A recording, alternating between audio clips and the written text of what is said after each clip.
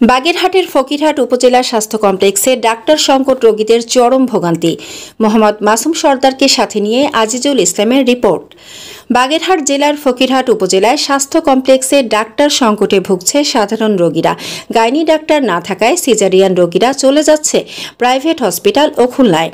গ্যাসের ওষুধ সহ বিভিন্ন ওষুধের সংকট, এজন্য হাসপাতালে রোগীও নেই বললেই চলে। আপনি শুধু বলেন যে এই যে রোগীরা যে কথাটা বললো যে ওষুধ একটা সংকট, তারা বাইরে থেকে বেশিরভাগটা কেনে, সেইটা মানে কেন?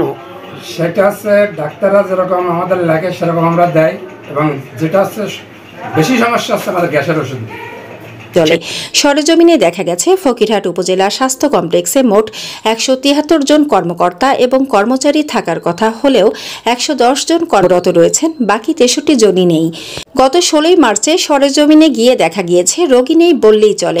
রোগীদের কাছে এসে জানা যায় সময় মতো বড় ডাক্তাররা আসে না। রোগীরা বলেন এখানে তেমন কোনো বড় ডাক্তার নেই, গাইনি বিভাগের কোনো ডাক্তার নেই, প্রসূতির কাজ করানো আমাদের কাছে রিস্ক হয়ে যায়, তাই নিরুপায় হয়ে চলে যাচ্ছি। সরকারি হাসপাতালের এমন দৃশ্য দেখে সাধারণ রোগীরাই মিশ্র প্রতিক্রিয়া জানাচ্ছেন। তারা বলছেন এত বড় একটা ফকিরহাট স্বাস্থ্য কমপ্লেক্স, নেই কোনো গাইনি ডাক্তার, তারপরে যে 2-1 ডাক্তার আসে তারা একবার দেখে চলে যায়। আমাদের এখানে গাইনি কোনো কনসালটেন্ট নাই, সিজার ওটি রুম টুম আমাদের সবকিছু আছে, সব ইনস্ট্রুমেন্ট আছে, অ্যানেস্থেশিয়া ডক্টরও আছে, শুধু একজন ডক্টরের অভাবে আমরা সিজারিয়ান সেকশন করতে পারি না। সরকারের কাছে ব্যবস্থা নেওয়ার অনুরোধ জানান রোগীরা। ব্যবস্থা না নিলে এই এলাকার সাধারণ মানুষের কষ্টের কোনো শেষ নেই। ফকিরহাট উপজেলা স্বাস্থ্য কমপ্লেক্সের ভারপ্রাপ্ত কর্মকর্তা মোহাম্মদ সর্দার তানভীর মাহমুদ বলেন, ডাক্তার সংকটে আমরা কাঙ্ক্ষিত সেবা রোগীদের দিতে পারছি না। আর আমাদের মেডিকেল অফিসারের পোস্ট আছে 15টা পোস্টের বিপরীতে আমাদের পদায়নকৃত মেডিকেল অফিসার আছে অনলি 4 জন, তার ভিতর 1 জন আবার ফাউন্ডেশন ট্রেনিং, অনলি 3 জন দিয়ে হাসপাতাল চলছে, 11টা পদ শূন্য আমাদের।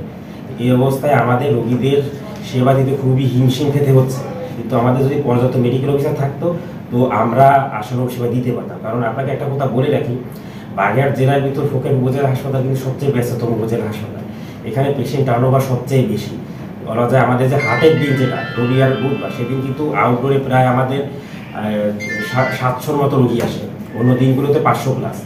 ইমার্জেন্সিতেও আমাদের ঘরে 150-200 রোগী আসে। ইনডোরে আমাদের 50 বেডের হাসপাতাল, 70-80 জন, অনেক ক্ষেত্রে 100 জন ভর্তি থাকে। কিন্তু পর্যাপ্ত মেডিকেল অফিসার থাকলে আমরা আশানুরূপ সেবা দিতে পারি। কিন্তু বর্তমানে এই চিকিৎসক স্বল্পতায় আমাদের আসলে চিকিৎসা কিছুটা ব্যত্যয় হচ্ছে।